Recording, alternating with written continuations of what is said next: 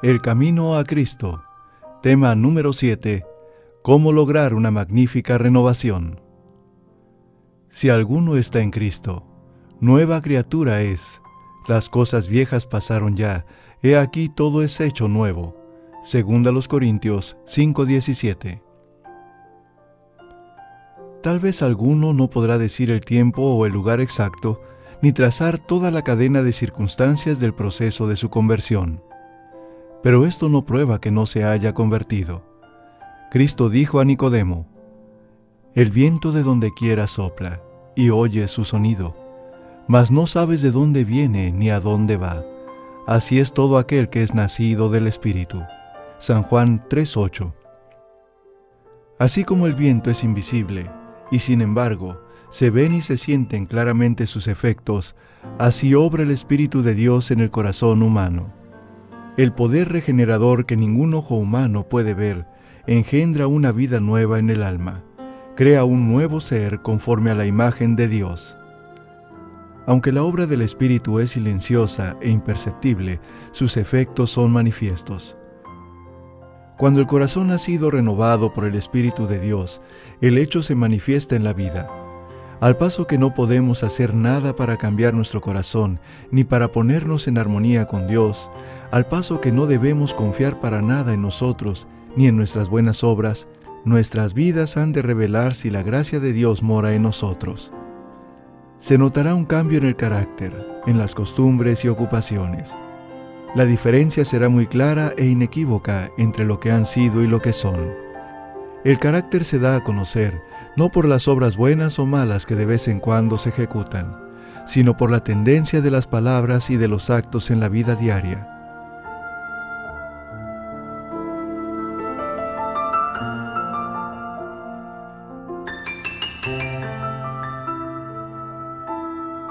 Es cierto que puede haber una corrección del comportamiento externo, sin el poder regenerador de Cristo. El amor a la influencia y el deseo de la estimación de otros pueden producir una vida muy ordenada. El respeto propio puede impulsarnos a evitar la apariencia del mal. Un corazón egoísta puede ejecutar obras generosas. ¿De qué medio nos valdremos entonces para saber a qué clase pertenecemos?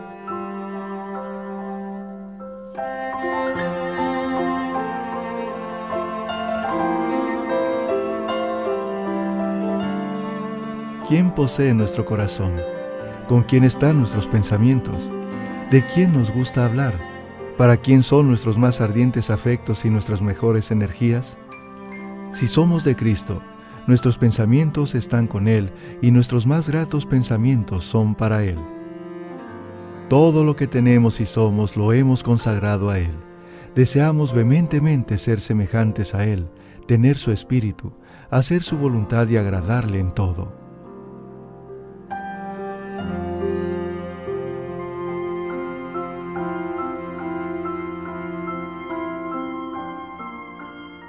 Los que son hechos nuevas criaturas en Cristo Jesús manifiestan los frutos del Espíritu: amor, gozo, paz, paciencia, benignidad, bondad, fidelidad, mansedumbre, templanza.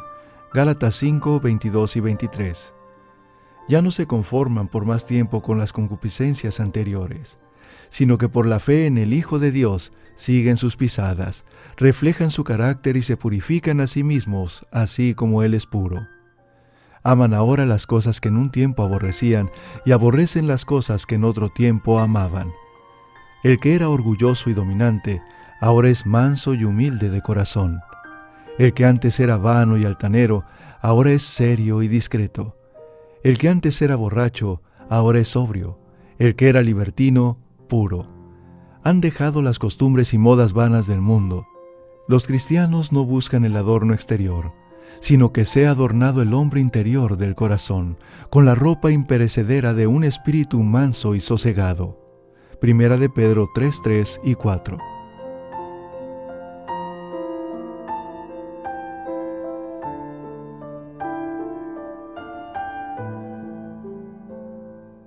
No hay evidencia de arrepentimiento verdadero cuando no se produce una reforma en la vida.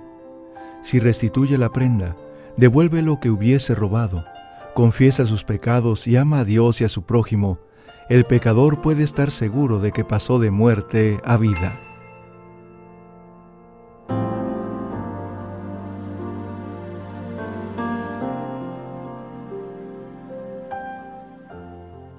Cuando venimos a Cristo como seres errados y pecaminosos y nos hacemos participantes de su gracia perdonadora, nace en nuestro corazón el amor a Él.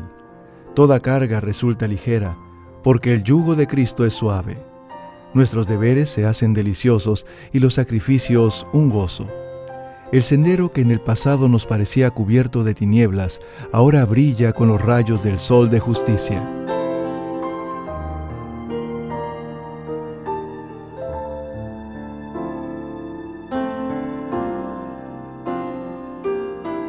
La belleza del carácter de Cristo se verá en los que le siguen. Era su delicia hacer la voluntad de Dios. El poder predominante en la vida de nuestro Salvador era el amor a Dios y el celo por su gloria. El amor embellecía y ennoblecía todas sus acciones. El amor es de Dios. No puede producirlo o originarlo el corazón inconverso. Se encuentra solamente en el corazón donde Cristo reina. Nosotros amamos por cuanto Él nos amó primero. Primera de Juan 4:19. En el corazón regenerado por la gracia divina, el amor es el móvil de las acciones. Modifica el carácter, gobierna los impulsos, restringe las pasiones, domina la enemistad y ennoblece los afectos. Este amor alimentado en el alma endulza la vida y derrama una influencia purificadora en todo su derredor.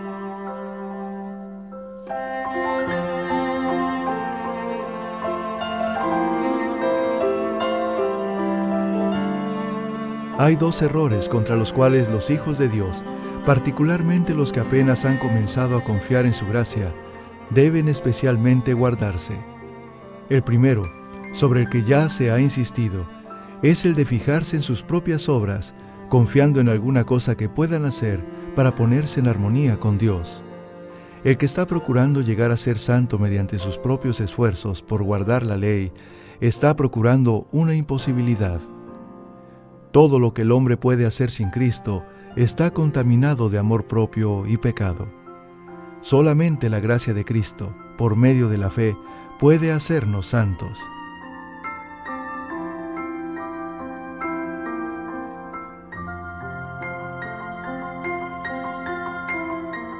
El error opuesto, no menos peligroso, es que la fe en Cristo exime a los hombres de guardar la ley de Dios.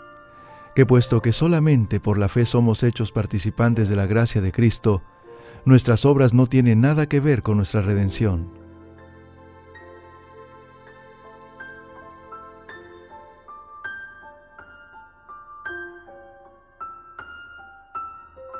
Pero nótese aquí que la obediencia no es un mero cumplimiento externo, sino un servicio de amor. La ley de Dios es una expresión de su misma naturaleza. Es la personificación del gran principio del amor y, en consecuencia, el fundamento de su gobierno en los cielos y en la tierra.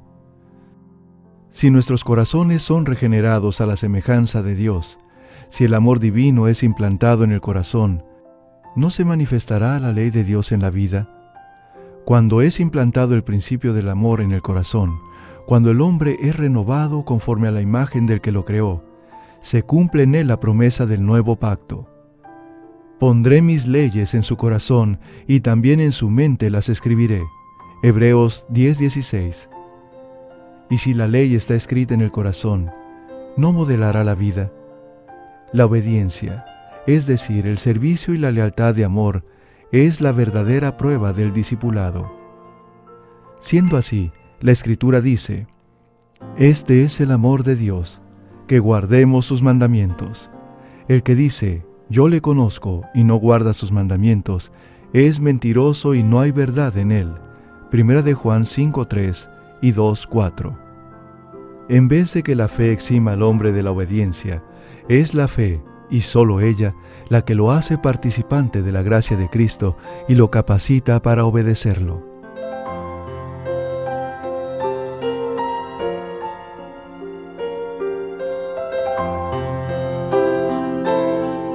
No ganamos la salvación con nuestra obediencia, porque la salvación es el don gratuito de Dios que se recibe por la fe, pero la obediencia es el fruto de la fe. Sabéis que Él fue manifestado para quitar los pecados, y en Él no hay pecado. Todo aquel que mora en Él no peca. Todo aquel que peca no le ha visto ni le ha conocido. 1 de Juan 3, 5 y 6. He aquí la verdadera prueba. Si moramos en Cristo, si el amor de Dios mora en nosotros, nuestros sentimientos, nuestros pensamientos, nuestras acciones, tienen que estar en armonía con la voluntad de Dios como se expresa en los preceptos de su santa ley. Hijitos míos, no dejéis que nadie os engañe. El que obra justicia es justo así como Él es justo. 1 de Juan 3, 7. Sabemos lo que es justicia por el modelo de la santa ley de Dios, como se expresa en los 10 mandamientos dados en el Sinaí.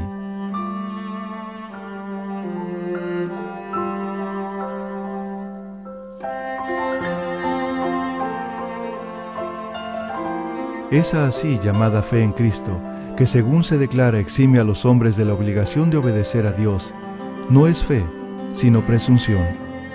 Por gracia sois salvos por medio de la fe. Mas la fe, si no tuviere obras, es de suyo muerta. Efesios 2:8 y Santiago 2:7. Jesús dijo de sí mismo antes de venir al mundo: Me complazco en hacer tu voluntad, oh Dios mío, y tu ley está en medio de mi corazón. Salmo 48. Y cuando estaba por ascender a los cielos, dijo otra vez: Yo he guardado los mandamientos de mi Padre, y permanezco en su amor. San Juan 15:10. La Escritura dice: Y en esto sabemos que le conocemos a Él, a saber, si guardamos sus mandamientos. El que dice que mora en Él, debe también él mismo andar así como Él anduvo.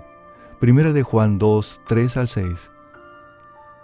Pues que Cristo también sufrió por vosotros, dejándoos ejemplo, para que sigáis sus pisadas. 1 de Pedro 2, 21.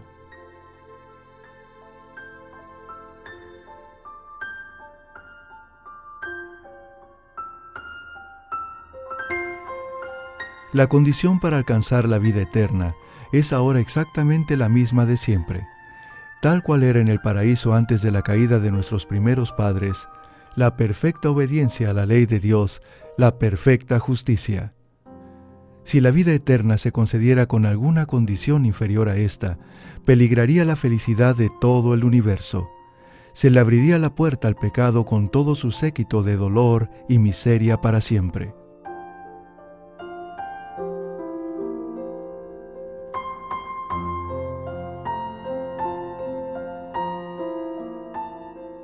Era posible para Adán, antes de la caída, conservar un carácter justo por la obediencia a la ley de Dios. Mas no lo hizo, y por causa de su caída tenemos una naturaleza pecaminosa y no podemos hacernos justos a nosotros mismos. Puesto que somos pecadores y malos, no podemos obedecer perfectamente una ley santa.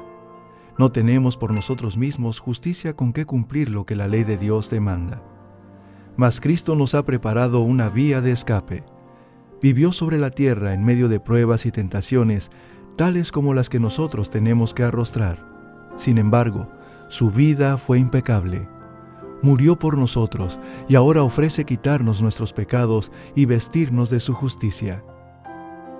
Si os entregáis a Él y lo aceptáis como vuestro Salvador, por pecaminosa que haya sido vuestra vida, seréis contados entre los justos por consideración a Él. El carácter de Cristo toma el lugar del vuestro, y vosotros sois aceptados por Dios como si no hubierais pecado.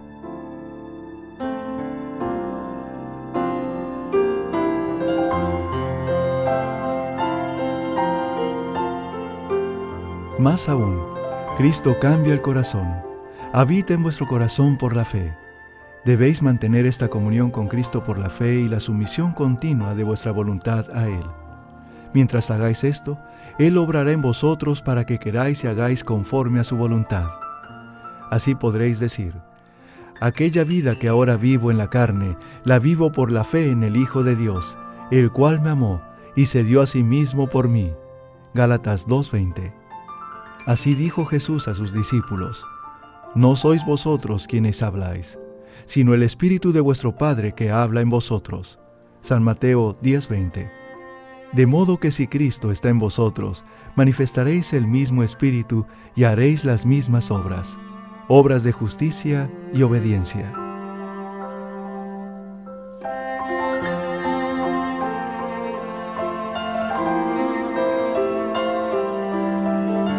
Así pues, no hay en nosotros mismos de qué jactarnos.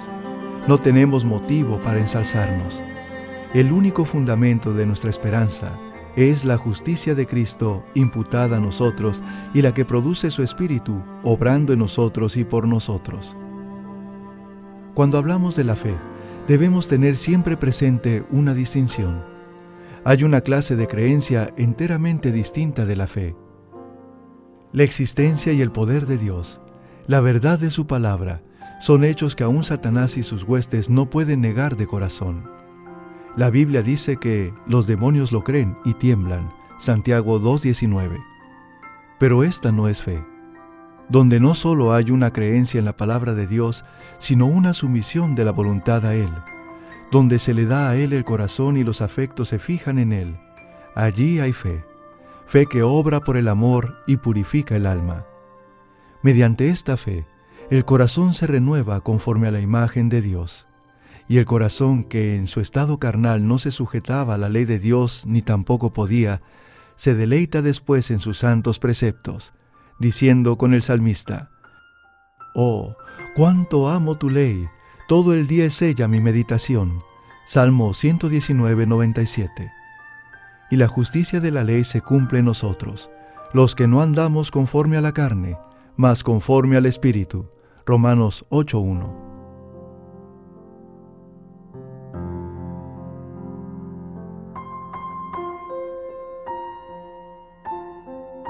Hay quienes han conocido el amor perdonador de Cristo y desean realmente ser hijos de Dios.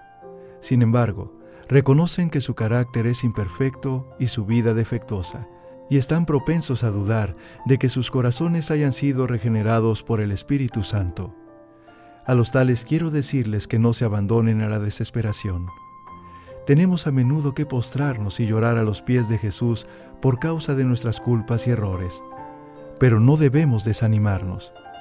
Aun si somos vencidos por el enemigo, no somos arrojados, ni abandonados, ni rechazados por Dios. No, Cristo está a la diestra de Dios e intercede por nosotros. Dice el discípulo amado: «Estas cosas os escribo para que no pequéis. Y si alguno pecare, abogado tenemos para con el Padre, a saber, a Jesucristo el justo». Primera de Juan 2:1. Y no olvidéis las palabras de Cristo, porque el Padre mismo os ama. San Juan 16:27. Él quiere que os reconciliéis con Él. Quiere ver su pureza y santidad reflejadas en vosotros. Y si tan solo queréis entregaros a Él, el que comenzó en vosotros la buena obra, la perfeccionará hasta el día de Jesucristo. Orad con más fervor. Creed más plenamente. A medida que desconfiemos de nuestra propia fuerza, confiaremos en el poder de nuestro Redentor, y luego alabaremos a aquel que es la salud de nuestro rostro.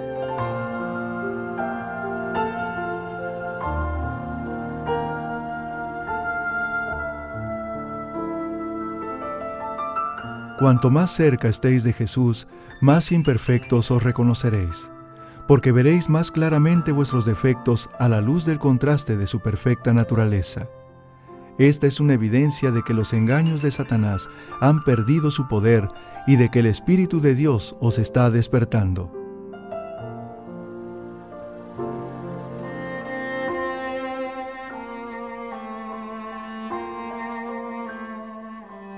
No puede existir amor profundo por Jesús en el corazón que no comprende su propia perversidad. El alma que se haya transformado por la gracia de Cristo admirará su divino carácter. Pero el no ver nuestra propia deformidad moral es una prueba inequívoca de que no hemos llegado a ver la belleza y excelencia de Cristo.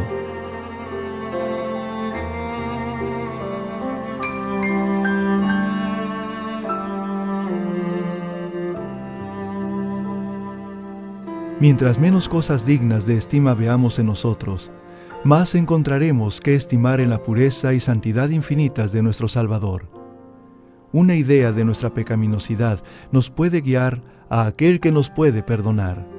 Y cuando, comprendiendo nuestra impotencia, nos esforcemos en seguir a Cristo, Él se nos revelará con poder. Cuanto más nos guíe la necesidad a Él y a la palabra de Dios, tanto más elevada visión tendremos de su carácter y más plenamente reflejaremos su imagen.